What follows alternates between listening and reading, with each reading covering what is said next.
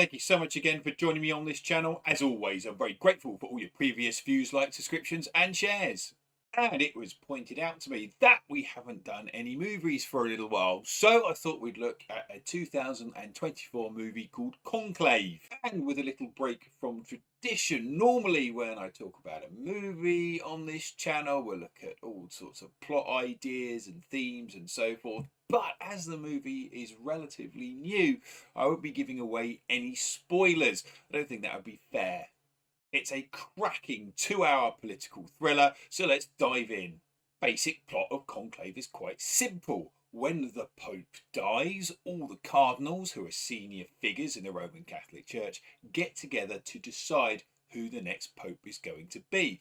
And the movie opens with the death of the Pope. The main character in the movie is played by Ralph Fiennes, who plays a cardinal called Thomas Lawrence, and he is Dean of the College of Cardinals. That means he is in charge of organising the whole process about who is going to be the next Pope. Stanley Tucci plays Cardinal Aldo Bellini. He's an American liberal, which means he wants a more progressive type of church.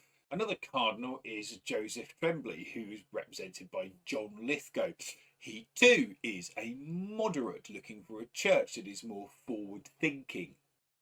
It's very much the case that those three characters represent a church which is looking to break from some of the traditions of the past. Of course, you need to have some tension in a political thriller, and you need those who represent the traditional side of the church, those who like to think about continuity. A leading figure in that traditional wing is played by actor Sergio Castellitto, who plays Cardinal Tedesco, an Italian traditionalist, and there hasn't been an Italian Pope for a long time, as he frequently likes to mention in the movie. And playing a key role is Sister Agnes, played by Isabella Rossellini, the head caterer and housekeeper. She plays a pivotal role in the movie. One of the opening scenes sees what's known as the piscatory ring removed from the dead Pope's hands, sometimes known as the Ring of the Fisherman. It's a genuine thing. It's an official part of the outfit, if you like, the uniform that the Pope wears. And the idea, it goes back to the tradition of Peter, who was the first Pope. He, of course, was a fisherman. There was actually a practical side to it as well. Up until the mid-1800s, the Pope would officially seal his documents with wax, a way of stamping the authenticity of any documents. The apartment where the Pope resides is officially sealed off with a crimson ribbon and sealed with a wax papal stamp, and we see this happen in the movie. One of the things the movie captures really well is all the cardinals from across the globe gathering to meet and to discuss who the next Pope is going to be. Of course, they need bed and board, and they all reside in St. Martha's House. Here's an actual shot of the building. Doors, the windows to the Sistine Chapel, where the actual voting takes place, is completely shuttered off. It's darkened and locked to maintain secrecy. The actual Sistine Chapel wasn't available, so it was magnificently recreated in this stunning looking set. Now, the cardinals, when making this decision, are entirely cut off from the outside world. They're not allowed any contact at all.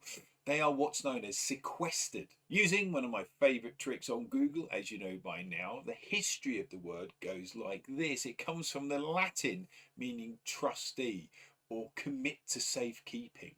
The word, I guess, has that heritage behind it, that tradition of they are being burdened with the responsibility of who is going to lead a church with over 1 billion members. One of the things the movie highlights is this tension between the inside world and the outside world.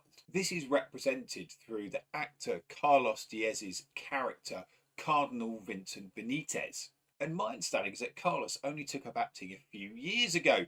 His grown-up kids had left home, it was locked down, so he started learning how to act, and it's quite a remarkable performance. Now, of course, it does sort of make sense. When you vote in a general election or a presidential election, you have privacy. You go to a booth, so no one can influence your decision.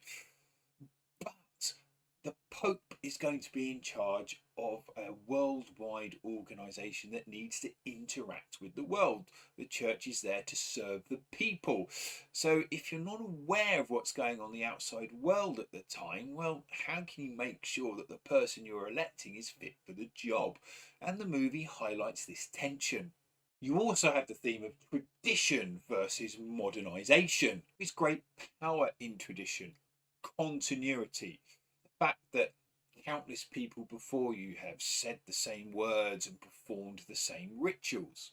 However, if the world is changing around you, then you need to be accessible and you need to understand that the nuances around you and how you can communicate with your followers. The current Pope has been involved in modernisation, but he still has his critics. Not just because he's modernising, but also because some say the modernisation doesn't go far enough. And I suppose it's an issue for many faiths. How far do you interpret your holy text? How far do you retain the historical traditions? And then how far do you go in terms of to connect to the people around you? There's a lovely quote from the movie that says, "Our faith is a living thing precisely because it walks hand in hand with doubt. If there was only certainty and no doubt, there would be no mystery, and therefore no need for faith." As well as some really crisp, sharp, and sometimes actually very amusing dialogue. There are some stunning images through the cinematography. This is one of my favourite as the Cardinals arrive to vote in the pouring rain, and you have this sea of umbrellas bobbing around in the courtyard. At its core, if you strip away the idea of religion and the wonderful theatrics of the Roman Catholic Church, it is effectively about making a decision about who is going to run a hugely influential organisation. There's everything from subplots to whispering in corridors to power plays. It really is a terrific piece of work, and I would wholeheartedly recommend it.